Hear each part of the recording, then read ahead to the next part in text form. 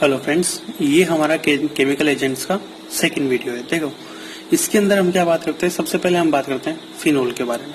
ठीक है, देखो फिनोल के लिए सिंपल सी बात है। पहली बात तो ये ध्यान रखना कि फिनोल को कैसे बनाया जाता है। फिनोल को जो कोलतार होता है, उस कोलतार के डिस्टिलेशन से हमें फिनोल मिलता है। ठीक है, तो मैं यहाँ पे लिख देता हूँ फिनोल।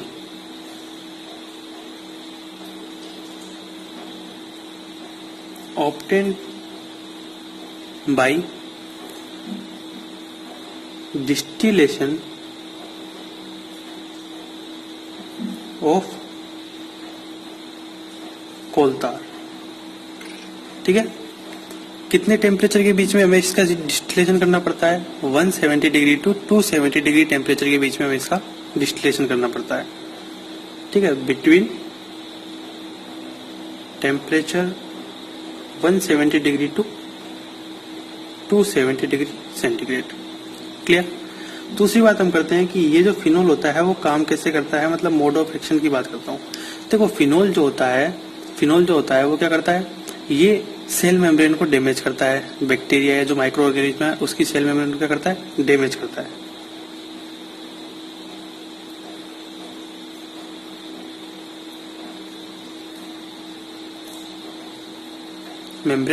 सेल मेम्ब्रेन को डैमेज करता है। और दूसरा क्या काम करता है कि ये सेल के अंदर जो एंजाइम्स होते हैं, मेम्ब्रेन बाउंड ऑक्सीडेज और डिहाइड्रोजनेज एंजाइम होते हैं, उनको क्या करता है, इनएक्टिव करता है। दूसरा क्या करता है, inactive of membrane bound oxidase and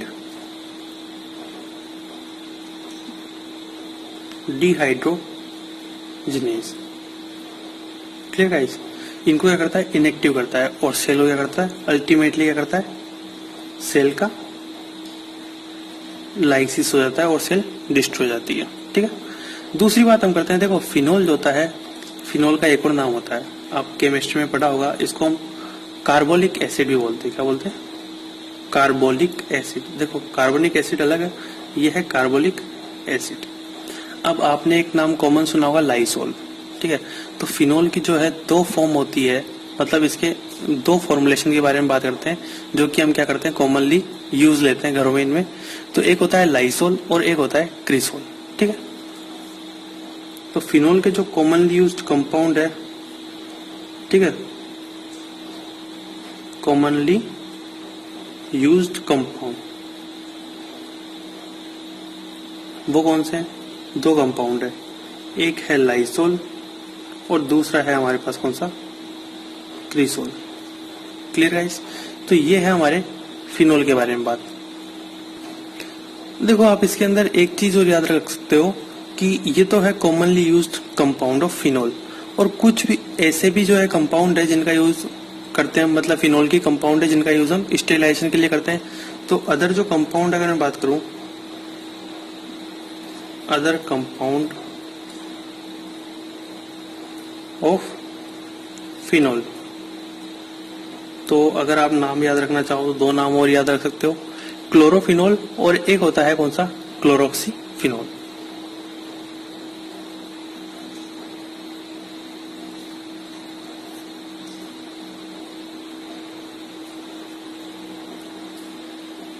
clear guys, ये है आपके फिनोल के बारे में बात। अब हम बात करते हैं इसके अंदर गैसेस के बारे में। देखो, सबसे पहली गैस के बारे में हम बात करते हैं, वो हम बात करते हैं हाइड्रोजन पेरोक्साइड। ठीक है, H2O2। देखो, हाइड्रोजन पेरोक्साइड की जो गैस होती है उसका यूज हम क्या करते हैं, स्टेरिलाइजेशन में करते हैं। ठीक है, और ये क्या करता है कि जो H2O2 होती है, ये क्या काम करती है, ये माइक्रो ऑर्गेनिज्म की जो सेल वॉल होती है उसको क्या करती है, ऑक्सीडाइज कर देती है। क्लियर, तो ये क्या करेगी,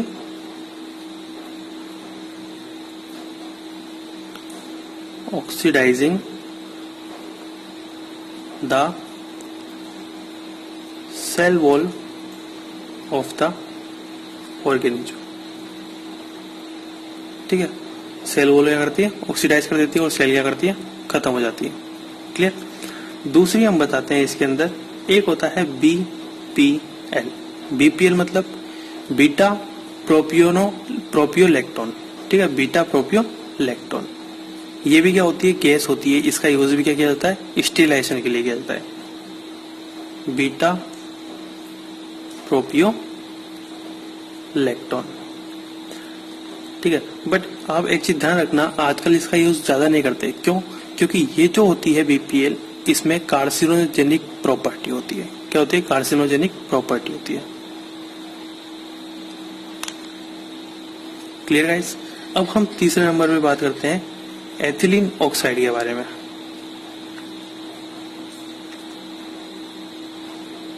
एथिलीन ऑक्साइड या इपॉक्साइड के बारे में हम बात करते हैं। देखो, जो इथिलीन ऑक्साइड होती है, ये क्या होती है, बहुत डेंजर होती है, ठीक है, एक्सप्लोजिव होती है। अगर इसकी 3% कंसंट्रेशन हुई तो ये क्या होगी, एक्सप्लोजिव हो जाएगी। 3% या 3 से ज्यादा परसेंट कंसंट्रेशन पे क्या होगा, ये एक्सप्लोजिव नेचर की होती है। एक्सप्लोजिव 3% कॉन्सेंट्रेशन, ये इससे ज्यादा हुआ भी इन्फ्लामेशन हो जाएगा, ठीक है। दूसरी बात, ये क्या होती है, इन्फ्लामेबल होती है। क्लियर। तीसरी बात, ये म्यूटाजेनिक नेचर की भी होती है। क्लियर। चौथी बात, ये कार्सिनोजेनिक नेचर की भी होती है। Clear guys. एथिलीन ऑक्साइड, तो इसका जो यूज होता है, एथिलीन ऑक्साइड का यूज, तो एथिलीन ऑक्साइड का यूज हम किस में करते हैं, एथिलीन ऑक्साइड का जो यूज होता है वो हीट सेंसिटिव जो इक्विपमेंट होते हैं, जैसे अगर मैं बात करूं तो हार्ट लंग मशीन जो होती है उसकी स्टेरिलाइजेशन में करते हैं,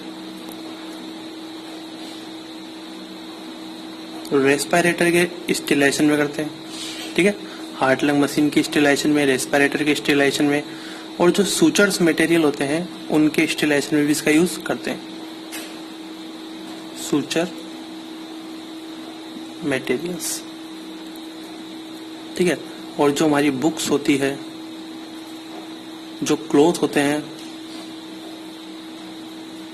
बुक्स होती है और क्या होती है, क्लॉथ, उनके स्टेरिलाइजेशन में भी इसका यूज किया जाता है, ठीक है। तो ये देखो, इसकी 3% या 3% से ज्यादा कंसंट्रेशन क्या होती है, एक्सप्लोजिव होती है। इस वजह से हम क्या करते हैं, इसका जो यूज है, इसको जो काम में लेते हैं, वो कैसे काम में लेते हैं, वो लेते हैं कि इसको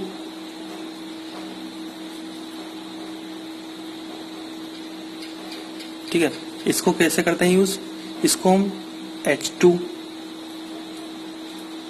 mix with H2 and CO2, इसके साथ क्या करते हैं, इसकी 10% कंसंट्रेशन को यूज लिया जाता है। कितना, 10% कंसंट्रेशन।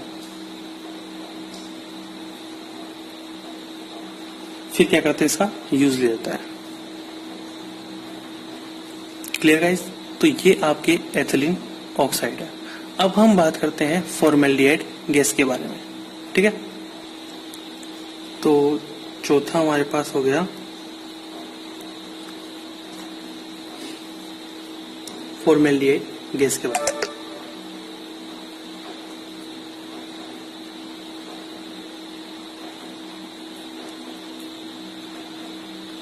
ठीक है, फॉर्मेल्डिहाइड गैस के बारे में इतना सा ध्यान रखना है इसके अंदर कि इसका यूज कहाँ कहाँ करते हैं, ठीक है।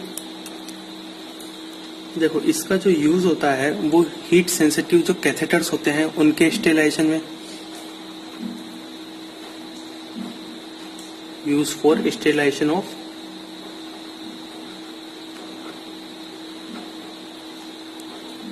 हीट सेंसिटिव कैथेटर्स में, ठीक है। और ओटी में इसका यूज करते हैं, ठीक है। और क्या करते हैं, जो वार्ड होते हैं, ठीक है,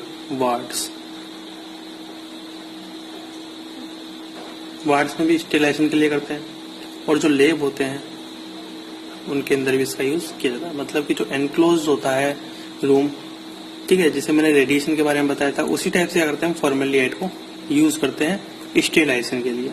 क्लियर गाइस?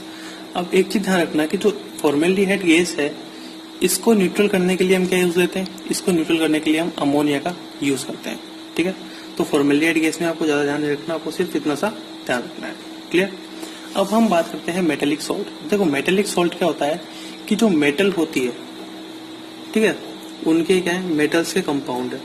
तो कुछ मेटल ऐसी होती है जिनके सोल्ट किसकी तरह बिहेव करते हैं, स्टेरिलाइजिंग एजेंट की तरह बिहेव करते हैं। ठीक है, तो कौन कौन सी मेटल होती है, ठीक है, उन मेटल का आपको नाम याद रखना है, कौन कौन सी मेटल होती है। तो जो सिल्वर, Ag, Hg और Cu, इनके जो सोल्ट होते हैं, ठीक है, इनके जो क्या होते हैं, सोल्ट होते हैं, वो क्या करते हैं, वो केमिकल एजेंट की तरह यूज आते हैं। ठीक है गाइस? अब देखो यहाँ पे ध्यान रखना कि ये काम कैसे करते हैं केमिकल, ये जो मेटेलिक सोल्ट होते हैं ये काम कैसे करते हैं। तो मोड ऑफ एक्शन में लिख देता हूँ यहाँ पे एक बार। ठीक है, ये क्या करते हैं, ये प्रोटीन का कोएगुलेशन कराते हैं। जैसे मैंने स्टार्टिंग में बताया था मोड ऑफ एक्शन के अंदर की केमिकल एजेंट काम कैसे करते हैं, तो सेम उसी की तरह ये भी कि ये प्रोटीन का कोएगुलेशन करते हैं।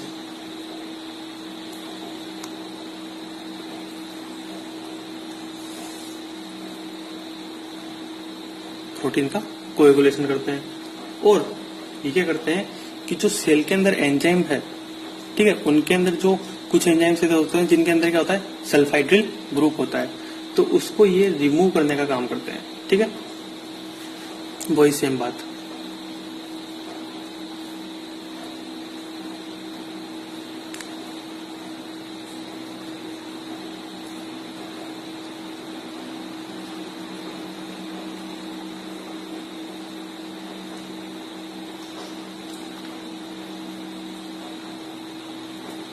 Clear guys?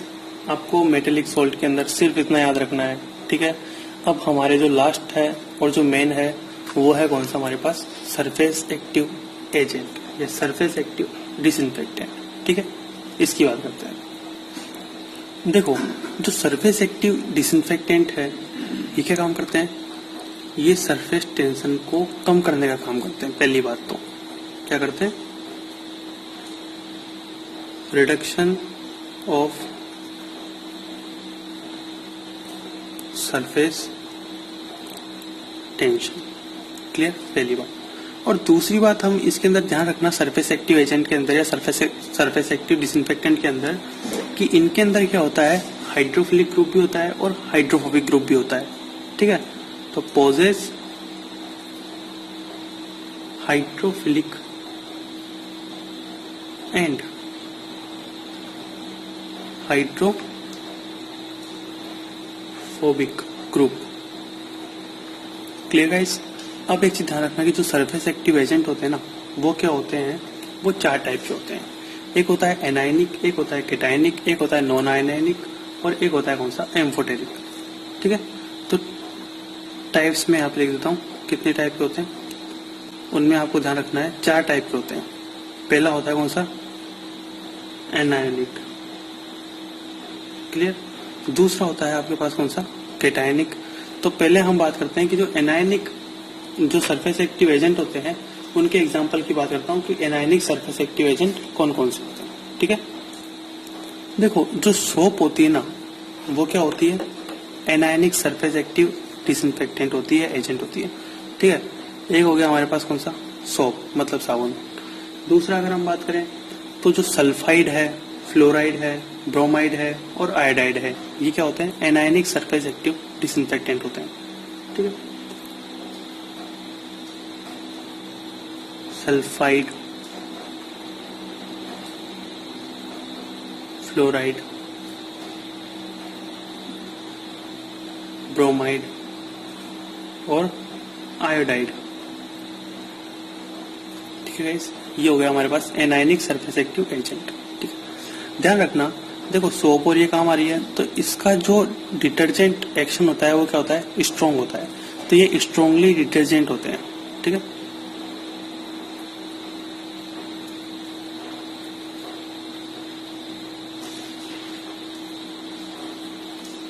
ठीक है, पहली बात। दूसरा हम बात करते हैं कैटायनिक।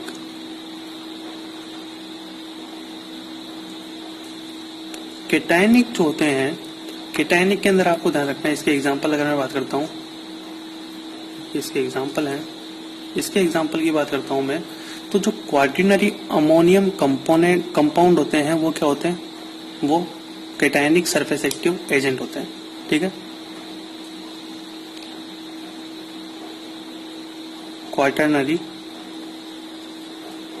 क्वार्टरनरी अमोनियम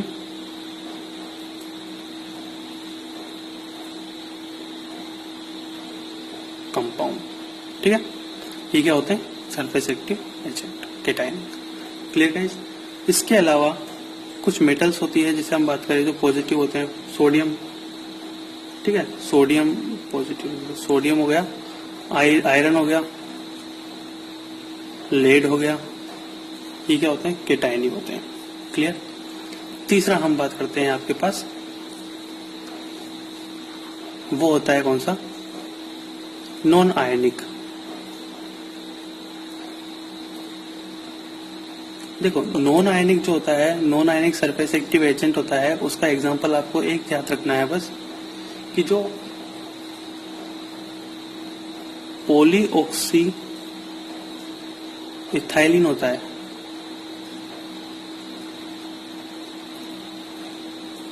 पॉलीऑक्सी इथाइलिन होता है, ये क्या है, non ionic surface active agent. Clear? और लास्ट है हमारे पास कौन सा, एम्फोटेरिक।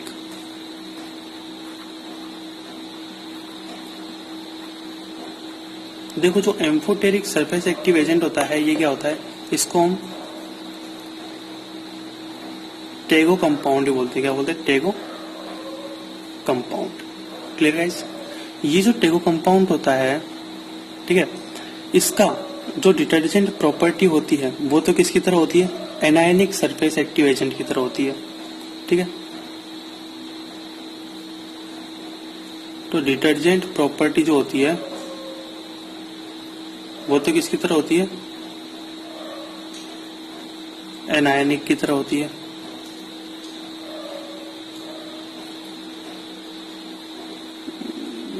सॉरी, एनायनिक, यहाँ पे थोड़ा मिस्टेक कर दिया मैंने स्पेलिंग में, आप करेक्ट कर लेना, एनायनिक। ठीक है, तो डिटर्जेंट प्रॉपर्टी तो किसकी तरह होती है, एनायनिक की तरह, बट जो एंटी माइक्रोबियल एक्शन होता है वो किसकी तरह होता है, कैटायनिक सरफेस एक्टिव एजेंट की तरह होता है।